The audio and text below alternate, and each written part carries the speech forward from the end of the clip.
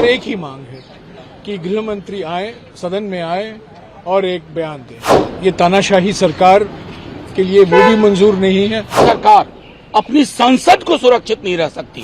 जो इतनी बड़ी बड़ी बातें संसद के अंदर करते हैं और नेशनल सिक्योरिटी पे अपनी छाती ठोक ठोक कर कहते हैं, आज वही गृह मंत्री पार्लियामेंट से बच रहे हैं, अपनी अकाउंटेबिलिटी से बच रहे हैं। जो क्रैकर जो कल पास किया गया था, गैस क्रैकर, वो अगर जहरीला गैस होता तो बहुत सारे जान का नुकसान होता था। और एक ही मांग है कि गृह मंत्री आए, सदन में आए और एक बयान दें। ये तानाशाही सरकार के लिए वो भी मंजूर नहीं है।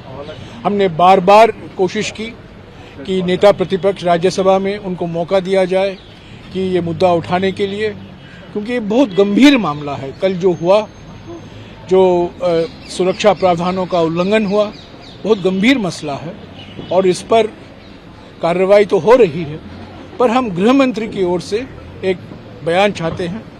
कल भी हमने मांग की थी, आज भी हमने मांग की है और कल भी हम करते रहेंगे। जब तक गृह मंत्री नहीं आएंगे, बयान नहीं देंगे, सदन की चलने की संभावना बहुत कम है। हम रचनात्मक सहयोग में विश्वास रखते हैं। हम चाहते हैं कि बहस हो, पर आज सबसे बड़ा मुद्दा जो है देश के सामने, ये कैसे हुआ, क्यों हुआ, और ये जो सुरक्षा के प्रावधानों का उल्लंघन कल सारा देश देखा, इसके बारे में प्रधानमंत्री चुप हैं, गृह मंत्री चुप हैं। वो आए, दोनों सदनों में एक बयान दें, उसके बाद सदन की कार्रवाई चलती रहे। ये सबको मालूम है कि 4 दिसंबर से आज कल तक हमारा सदन दोनों कक्ष ठीक से कार्रवाई चल रहा था, लेकिन कल जो घटना घटी, जो कि जयराम रमेश जी ने विस्तार से बोला, उस घटना के कारण आज दोनों सदनों में ये मांग थे इंडिया अलायंस की ओर से कि गृह मंत्री जी आएँ और दोनों सदन में बयान दें, उसके बाद इसके बारे में चर्चा हो। लेकिन दुख है कि सरकार इस बारे में नीरव है। कोई अभी तक कोई स्टेटमेंट गवर्नमेंट की ओर से आया नहीं, ये कभी भी नहीं हुआ। 2001 में जब यहाँ पे हमला हुआ था संसद में, उस समय हमारे जो सिक्योरिटी गार्ड से अपना जान गंवाई, लेकिन किसी को आतंकवादी को अंदर जाने नहीं दिया। ये लोग जो पकड़ा गया है आतंकवादी है कि नहीं हमें मालूम नहीं कौन है, लेकिन इससे पता चलता है कि पार्लियामेंट नए भवन जो बनाया गया उसमें सुरक्षा इतना खराब है कि कोई भी आ सकता है। और अगर जो क्रैकर जो कल पास किया गया था, गैस क्रैकर, वो अगर जहरीला गैस होता तो बहुत सारे जान का नुकसान होने का संभावना था। तो आज सुबह से हम वही मांग पर खड़े हुए थे दोनों सदनों में। दुख की बात है कि हमारे पार्टी के लीडर, तृणमूल कांग्रेस के लीडर डेरेक ओब्रायन जी को सदन से निष्कासन का आदेश दिया गया। उसके बाद उनको खिलाफ सरकार ने प्रिविलेज मोशन लाया और प्रिविलेज कमेटी के पास उनके विषय में चर्चा करके 3 महीना का अंदर रिपोर्ट देने के लिए चेयर ने निर्देश दिया।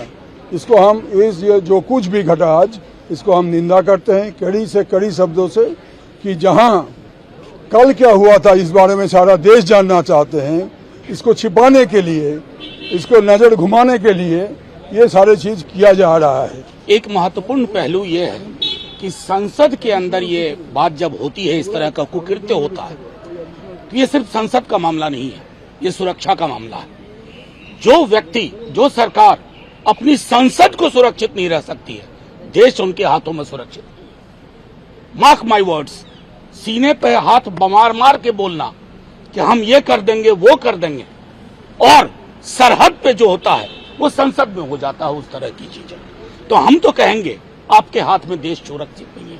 इसलिए आप 48 घंटे के बावजूद, 48वां घंटा होगा, 24 घंटे आप सामने नहीं आ रहे हैं। आइए, पूरा पक्ष रखिए। ठीक उसी दिन हमने आगाह किया था जब विमेन रिजर्वेशन बिल पास हो रहा था, आपने लोगों को बिठा दिए थे, जिंदाबाद जिंदाबाद लगाए जा रहे थे। सीख वहीं से मिली है। लोग उस गैलरी में बिना किसी प्रॉपर प्रोसीजर के आए हैं। कौन एमपी है आप सब जानते हैं। लेकिन ये मसला सिर्फ संसद का नहीं है। मैं दोहरा रहा हूं, इनके हाथ में देश सुरक्षित नहीं है और इसलिए हम सदन में इसको लगातार उठाते रहेंगे और मजबूर करेंगे। गृह मंत्री जी आइए, बड़ी बड़ी बात करने से ही कोई बड़ा नहीं होता। जो खबर हमें मिल रही है उसमें बताया जा रहा है 7 सुरक्षा अधिकारियों को सस्पेंड कर दिया गया है। जो युवा थे और जिन्होंने ये बदसलूकी की और सिक्योरिटी ब्रीच के जिम्मेदार हैं, उनके ऊपर यूएपीए लगेगा। ये भी डेरेक ओब्रायन को राज्यसभा से सस्पेंड कर दिया क्योंकि उन्होंने इस मुद्दे को उठाया। और 14 हमारे सांसद जो हैं कांग्रेस के भी और अन्य दलों के भी इसी मांग पे सस्पेंड कर दिए गए हैं लोकसभा से। मैं कहती हूं आपने ये सारी कार्रवाई की, पर हम मांग कर रहे हैं कि देश के गृह मंत्री हमें आकर जवाब दें कि सुरक्षा में चूक कैसे हुई। जो इतनी बड़ी बड़ी बातें संसद के अंदर करते हैं और नेशनल सिक्योरिटी पे अपनी छाती ठोक ठोक कर कहते हैं, आज वही गृह मंत्री पार्लियामेंट से बच रहे हैं, अपनी अकाउंटेबिलिटी से बच रहे हैं। ऐसी क्या मजबूरी है कि भारतीय जनता पार्टी के जो एमपी हैं प्रताप सिन्हा, उनसे प्रश्न नहीं पूछा जा रहा है या उन पे कोई कार्रवाई नहीं की जा रही है। ये दिखाता है कि ये जो सरकार है इतनी आत्ममुग्ध है कि नेशनल सिक्योरिटी को दरकिनार कर पार्लियामेंट की सिक्योरिटी को दरकिनार कर सिर्फ अपनी वाह लूटने में लगी हुई है। पर जो भी इनके सुरक्षा का दावा है सब खोखला है।